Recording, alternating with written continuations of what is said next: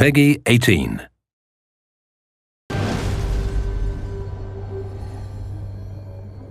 We just had to do Corvo again because we're so nostalgic about the character. First of all, we really wanted to see what Corvo felt like with a voice. Every year, I think the anniversary of Jessamine's death will be easier, but it never is. In Dishonored 2, it's 15 years after the rat plague, after the first game, and Corvo is wondering, how long can I protect my daughter? He's seen a lot, he's still facing these crazy threats to the throne and to the Empire. And so Corvo is like a man reflecting on the winter of his life. He's both the badass supernatural assassin we wanted him to be, and he's very thoughtful. And of course, Corvo is a foreigner. That's part of his character. He's originally from Serkonos. At the start of Dishonored 2, he's on the run from Dunwall Tower. This time he's going down into his native country. He's seeing Serkonos again for the first time in a long time. He's seeing how it's changed under the Duke of Serkonos.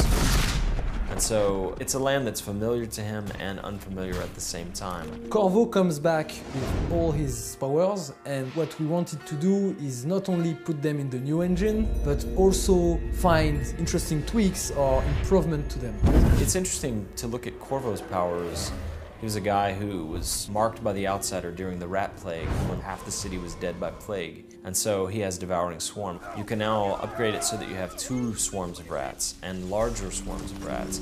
You can have a swarm that follows you around, Pied Piper style. And those are just some of the upgrades under Devouring Swarm. He's also a foreigner. He's from a different place, and he never quite fit in Dunwall. And so he has the power of possession, where he can literally embody someone else and walk around in their skin. We loved Possession. It's this ability that allows you to physically enter a character or an animal at first and exit somewhere else. So you actually use the character or the animal as a vessel to move through the world.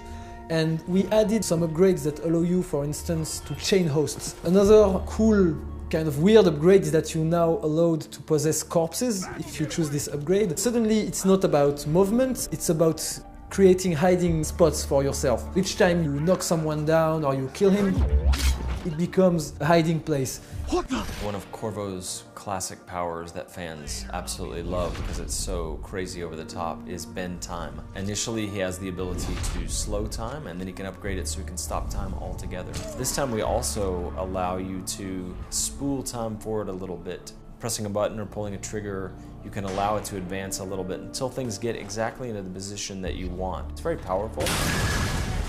One of Corvo's signature powers from the first game is Blink. It's sort of a short-range teleport. When we were working on the DLC for Dishonored 1, we gave Dowd a kind of a redirective blink that allows you to move out into space, stop time, rotate, and continue your blink back in the direction you came or in another direction. And so we knew that's one upgrade we wanted to add to Corvo for Blink in the new game. And it really does allow players to explore their environment. It's not only about expanding the powers, but expanding them in a way that is fun, that allows for that kind of creative play.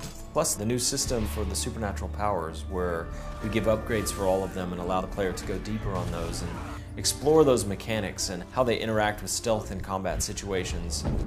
Players are really going to be torn. The new thing with Emily or the nostalgic thing with Corvo. Right now, if you asked me to choose between the two, I would be hard-pressed because I love them both. It's like choosing between your children.